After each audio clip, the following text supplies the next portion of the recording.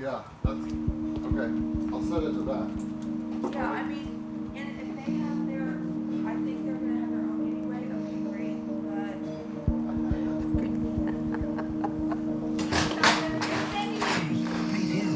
Come on. yeah, that's it.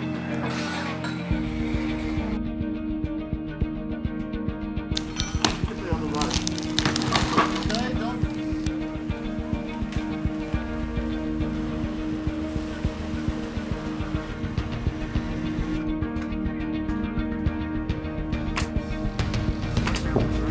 Water up. Comes in here like that. Right.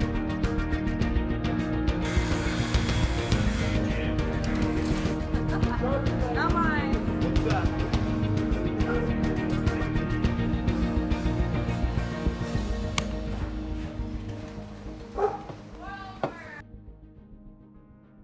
So I've been thinking a little bit about this year's Extreme Christmas project, and it's interesting because a lot of people say, well, you've done it for a long time. Should be predictable. But there's nothing predictable about Extreme Christmas Makeover. I cannot predict the invitation that God is going to give to me. And this year, I really wasn't sure because of COVID-19. I knew that in talking with Driscoll Hospital, I wasn't going to be able to do anything with a family, which I would normally do. So I just really did not know what was going to happen. And I had seen a message about this place called the Puppy House, and I saw that she had concerns about the condition of the puppy house, the repairs she needed. She does rescue puppies, and she does therapy dogs for Driscoll Hospital. And when I saw the request, if anybody's out there to help, if you could, that would be wonderful. I saw it and I ignored it. One, because I didn't know if that's something I wanted to do, should do, or what that would even mean. So I left it. I want to say a week later, the social worker from Driscoll Hospital called me and said, Catherine, we know we cannot have interaction with patients, but the one thing the children love here are the therapy dogs that come to see them from a woman who runs something called the Puppy House. So if the kids could do anything, it would be to help her, because we know that she is struggling to keep up with all the repairs, the constant supplies, and she does it all out of her own pocket and has for 9 years. So when I got that phone call, I was like, okay, fine. I knew right then that that was an invitation for me to respond to her. What that was going to mean, I had no idea. And so when I went over there, I realized that there was nothing about the puppy house that should stay.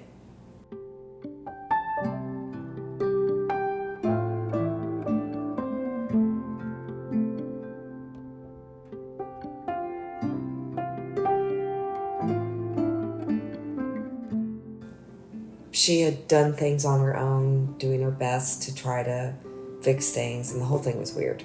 So I knew we had to start over. But starting over, I'd never done starting over.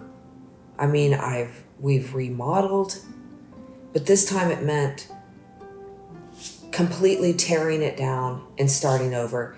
And Extreme Christmas involves 1 week of time.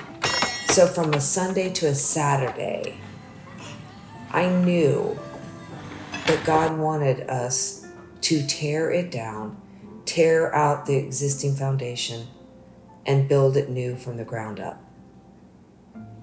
And I was scared. So I had no idea what we were getting into, but I knew that's what he wanted.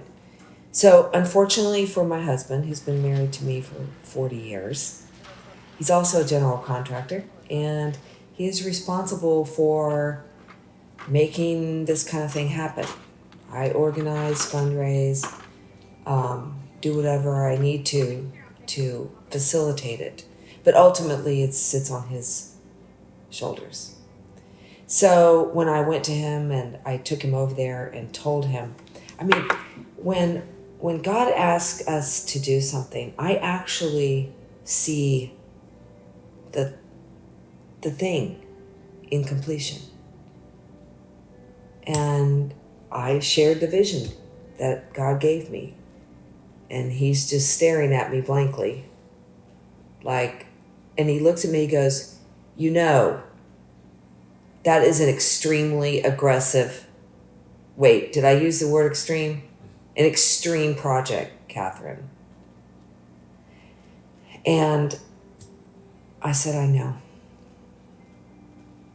And that feeling of knowing what God wants you to do and nothing in you supports doing it, that requires trust and faith. So I told her that we were going to do some repairs. You know, it's a surprise, as much as possible. She did not have any idea that we were going to tear it down and build a brand new building. So I went about raising funds, got commitments from people. There were a lot of things I just didn't know. So I never solicited people for a foundation, for example. So I had funds committed, but there were a lot of things that made it difficult, a lot of obstacles. But God doesn't ask us to do something that he doesn't make a way for. I want to see all the steps to the completion, but he's not going to give it. He's not. He's going to say, you take this step, and then I will show you the next step. So I've gotten some commitments financially. Well, $5,000 of the commitment did not come through. And it does not change the reality of what we're doing. So I have a gentleman come over and look at the foundation or tell me what it's going to take. And he goes, Catherine, this is about $11,000 foundation. Do you have $11,000? I said, no. But I believe you're going to help us. And again, I got the blank stare. And then he said yes. Well, then I had to get concrete. I don't know where do you go to get concrete? I don't know.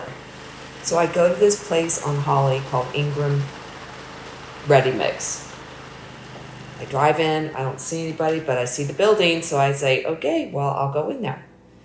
I'm dressed in Christmas at the Ingram Ready Mix.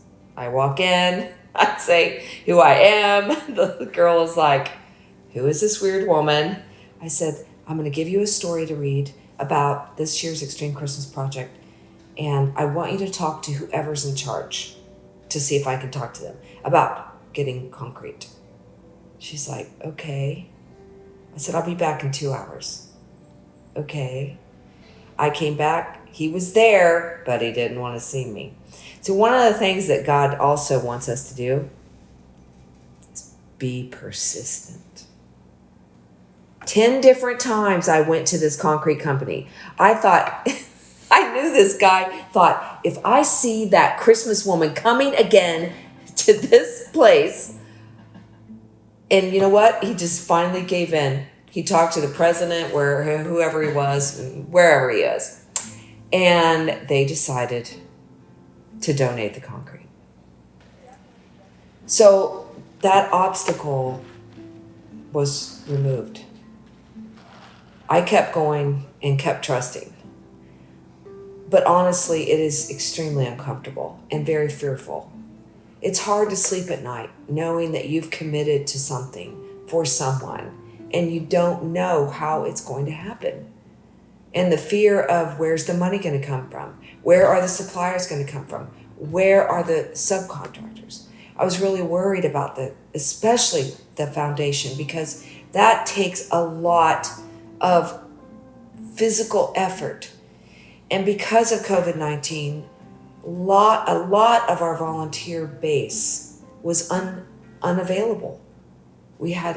Thankfully, we had a couple Marines come to help, but the majority of them could not do it. And I completely understand.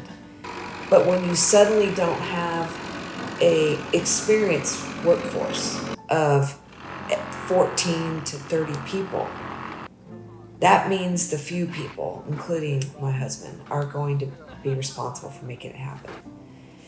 So I was worried sick over it. And then the gentleman, Garrett Pettis, who is an incredible foundation person, said, look, don't worry about it. We're going to get this little buggy, whatever thing is, and I can drive the concrete over to where we're going to pour it. So at least we don't have to wheelbarrow it in. I had no idea that existed. I don't know anything about it. Do I look like I know about construction? No, I don't. It's so hilarious. God always picks the most hilarious people to do stuff. Me walking into a concrete company is hilarious. And Garrett, I knew inwardly, he's like, I cannot believe I'm saying yes to this lady, because he's never, ever done anything like this, ever.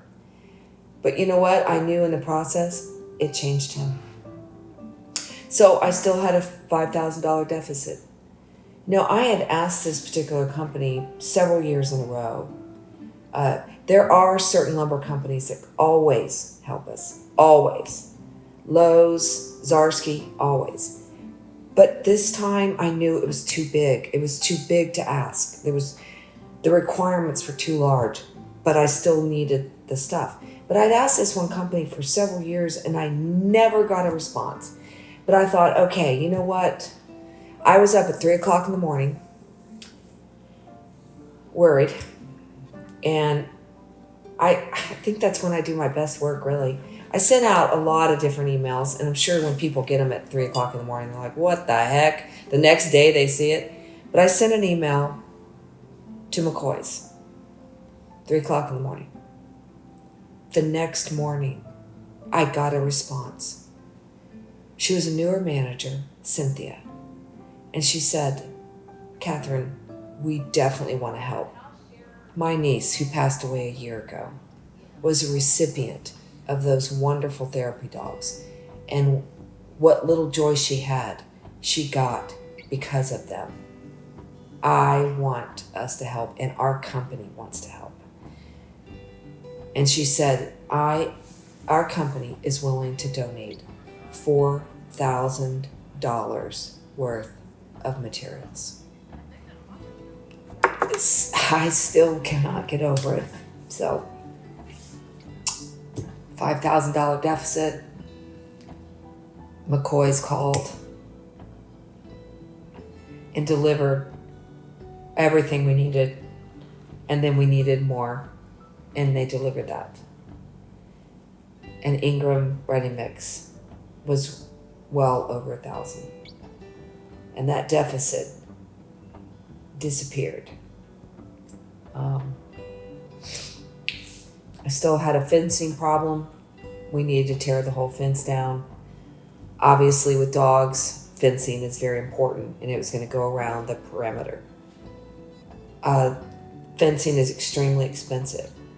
Not only did I need chain link fence, that chain link fence needed to be perfect. It needed to line up against the foundation perfectly. And then I needed 2 specialized gates. They're called Dutch doors, so that you could open the top, be with the dogs, but not open the bottom to let them out. I mean, it was very critical, and I did not have a way to do it. But I also knew she didn't have a way to do it. So a company had helped us a few years ago, and I try very hard to not constantly go back. You know, it's a once a year project. I ask suppliers to commit to the one time, but it is incredible when we have suppliers commit to overtime. So I talked with DC Fencing, and oh my gosh, they were so excited. It is great joy when you don't have to try to get somebody to give. I mean, they jumped instantaneously. They came, everybody came and saw it. They came and measured. And oh my God, the most incredible man who's been doing it for 20 some years came and did the fence. And the guy that helped him were so precise. It is the most beautiful, perfect chain link fence. Thank you to DC Fencing. Oh my gosh, I couldn't believe it. We had an issue with, air conditioning and heating. Her unit air conditioner, we did not want to put back in. It's expensive. And there was no heat. And believe it or not, sometimes it gets really cold. And if you have puppies, which she does on a regular basis, that can be difficult. Well, a young man that I've known for a really long time, Andrew, works for a commercial restaurant refrigeration company. They donated an AC heating wall unit. This thing is incredible and beautiful. Up on the wall, way high, dogs can't get to it. Beautiful. Blake, who is a very good friend and a general contractor as well. Oh my gosh, he came and worked tirelessly every day worked and brought his people. It was hard. The framing was complicated. The project was complicated. The electrician, I have video of him because I've never met an electrician so dedicated. I can tell you, I've been doing this for a long time, and many times people will do things, they'll serve, but they don't necessarily serve with joy. He said, I don't understand why people don't want to just automatically serve. And I said, you know what? I'm so thankful that you do. It doesn't matter what we want. He not only will do that, but he'll do beyond that. All the electrical outlets had to be high. We had to have a ton of lighting. We had to have cameras so that while she's at work, she could see the puppies, make sure everybody's okay. I mean, just a lot of things. Lighting on the outside, he did it all. And made it a certain way so that it made sense for them. God doesn't just want us to do things. He actually wants us to meet the need. And it was beautiful. There was one other thing that happened that was, it was the whole thing was difficult to some degree because you're limited in how much you can share with people when you're in the process. And so I was in Hobby Lobby one day because I go there and they're wonderful. And not that we were going to do very many things, but I did want to do a few decorating things. So I was at Hobby Lobby and I was walking down this aisle and I was feeling really defeated and wanting to give up and didn't see how this was all going to work. I felt it was so over my head, and it was. And so this woman is walking, and she said something like, sometimes I just need to come to Hobby Lobby to feel joy. And I turned and looked at her and said, oh my gosh, I do too. I said, sometimes I just, when I feel discouraged, coming here just helps me feel better. And for some reason, I just shared the story. And she is standing there looking at me. And her husband is a minister and they are struggling. She's telling me this. And I'm telling her about our story. So we're having this conversation. She looks at me, she opens her wallet, she goes, I know that God wants me to give you what I have. I want to do that. I need to do that. This needs to be a blessing for what's going to happen for the children at Driscoll Hospital and what it's going to mean. And I said, no, really, that's okay, because I knew she needed the money. She goes, I'm serious. I'm giving you the money, and I'm giving you everything I have. And she handed me over $100 of money that she could not afford to give, but she gave her all. She didn't give leftovers. She didn't give what she thought she could do. She gave it all. And I am standing there looking at her and realizing, okay, God, I'm all in. I'm not holding anything back, and I trust that you're going to deliver. See, I think she is. Merry Extreme Christmas! And that is how the project went. Is with every obstacle, remembering that woman who said, God wants me to give it all. He doesn't want you and I to put something in reserve. He doesn't want you and I to depend upon our own understanding. He does not want us limiting him. Yet, I do. I do limit him in here. All the way. But in here, I don't. And physically, I will just take the actions and move forward. So it doesn't matter. To me, Extreme Christmas exemplifies what it means to step out in trust and faith without knowing anything about the outcome, and knowing that the outcome is going to be greater than anything that you can possibly do or I can possibly do. And I will never, ever be able to figure it out. Never. I try to figure it out, and then all along, God will give signs and wonders to you and to me. And in the end,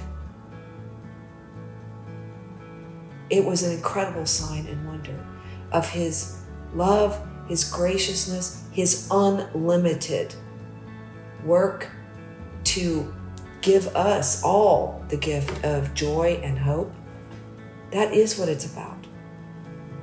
But it starts with taking those steps, saying yes to those invitations, and then physically moving forward in that trust and faith in him, even if we don't know anything about it, we don't look like it's going to work. We are the least likely person. Yet he chooses me and he chooses you.